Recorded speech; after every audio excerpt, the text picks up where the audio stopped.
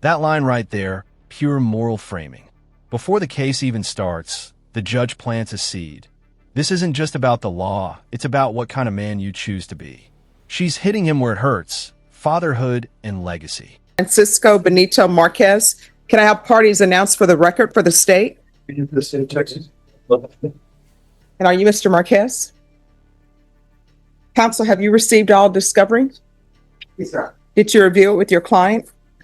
Court will find that the state is in compliance with discovery. Mr. Marquez, did you review the true bill of indictment with your attorney? Did you understand it? Counsel, do you waive the reading of the indictment? We do it. State, are you proceeding on the indictment as presented? All right. Did you review the court admonishments with your attorney? Did you understand it and sign it in all the appropriate places? And defense, I'm sorry, you have no objections? Okay. Did you understand the state is proceeding on an assault causing bodily injury family member as a Class A misdemeanor? Range of punishment is up to 1 year in the Bexar County Jail and up to a $4,000 fine. Did you understand? If you have a plea with the state, the court does not have to follow your plea. If for any reason the court does not follow your plea and gives you more than you bargained for, according to the plea, the state is proceeding on the lesser included offense. Punishment is to be assessed at 83 days in the Bexar County Jail. There's a $500 fine. This part may sound routine, but every word is crucial. The judge is locking in legal consent, confirming he understands his rights, the charge, and the punishment. If he says yes here, he can't claim confusion later. It's courtroom chess, not conversation. Fine, an affirmative finding of family violence, and there's to be no contact with the complainant. Did you understand with an affirmative finding of family violence, you're not allowed to own or possess any weapons or ammunition? Did you understand with an affirmative finding of family violence, you're not allowed to be designated as primary custodial parent? Did you understand that to be your plea? Defense, is that the plea? State, is that the plea? That is, Your Honor. Did you review the waiver of appeal paragraph with your attorney? Did you understand it and sign it in both places? Yes, sir.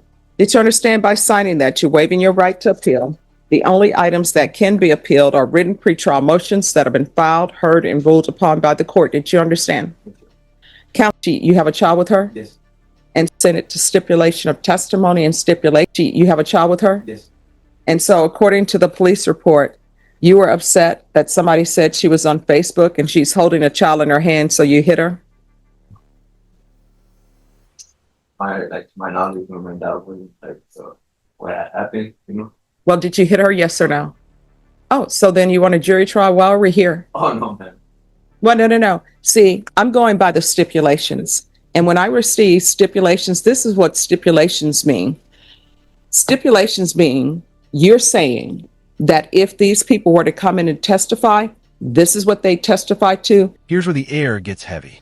The judge isn't just asking, she's testing truth.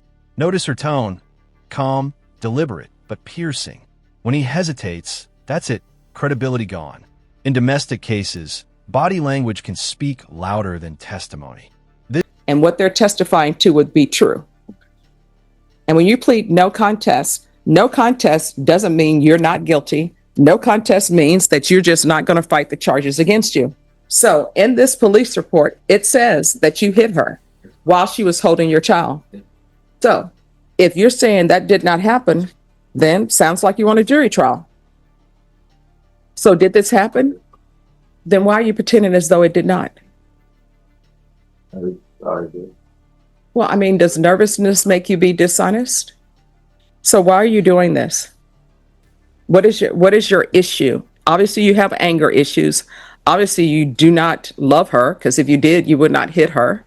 So what's going on? It's explain it. I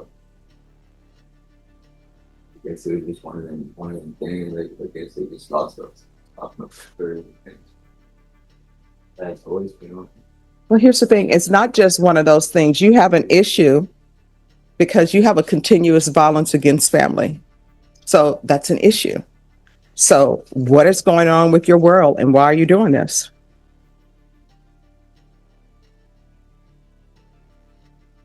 And here's the thing. My intent is not to embarrass you, but sometimes people come before me and they don't even think about their actions. I'm sure you're just thinking about, hey, it's 83 days. I have a judgment satisfied. I don't have to go to jail. But if you don't figure out why you're behaving the way you're behaving, you're going to be right back here. This moment shows why courtroom lectures sometimes feel more like therapy sessions. She's not just sentencing, she's diagnosing a cycle. The judge knows, unless he confronts his anger, the next time won't be 83 days, it'll be years. And you're going to end up meeting somebody who's not going to tolerate this, or either somebody who has a brother who's not going to tolerate you putting their hands on their sister, or somebody who has a father who's not going to tolerate you putting their hands on their daughter. You understand? So why are you doing this? Have you even thought about it? I just that's something I do to regret. No, I mean, we can have regrets, but the question is, why do you keep doing the same thing?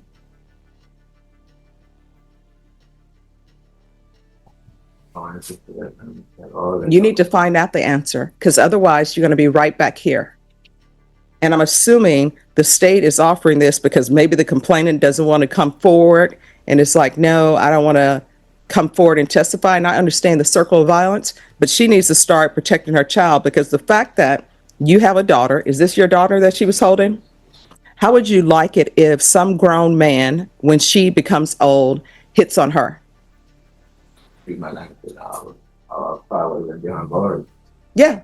And so the person you hit, maybe her father wants to be behind bars, and you're not thinking about that. And children learn from the people who are around them. You know, when you see a child who's using profanity, you know where they learned that from? The people around them, because that's how they learn to talk. They listen to what people are saying.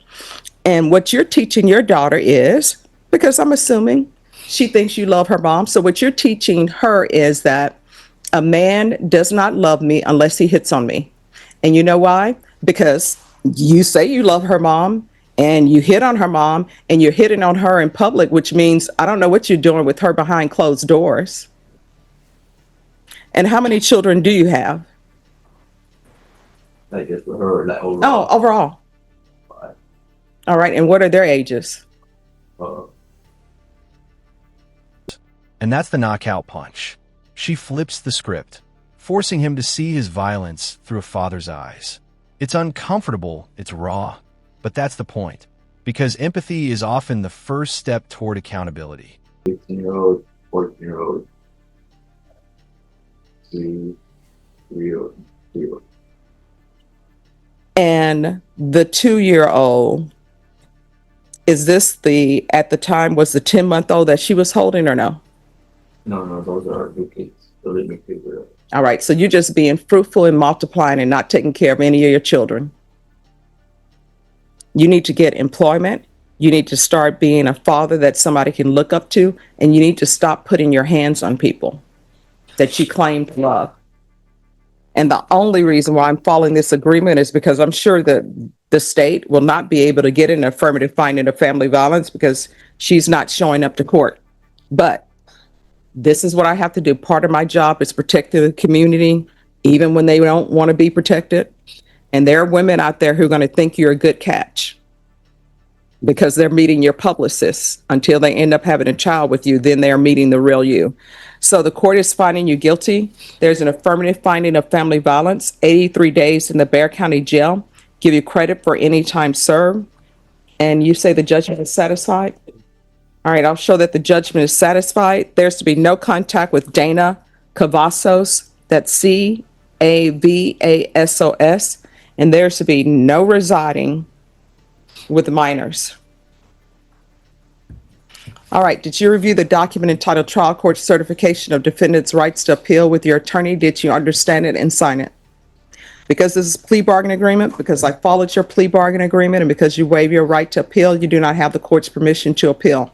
Because this is an affirmative finding of family violence, you're not allowed to own or possess any weapons or ammunition. If you have a question over what a weapon or ammunition is, you'll need to speak to an attorney. Do you understand? All right, we can drop the record. You better change your life. And I know what some of those tattoos mean, so if you're not intending to be someone that a child can tell people in that class, that's my dad, then you need to cut them loose because they don't need you in their life. You understand? All right, good luck to you. That closing? Chills. She strips the tough guy act bare, reminding him that being feared doesn't make you respected. In this courtroom, tattoos don't tell your story. Your choices do. And right now, his are written in regret.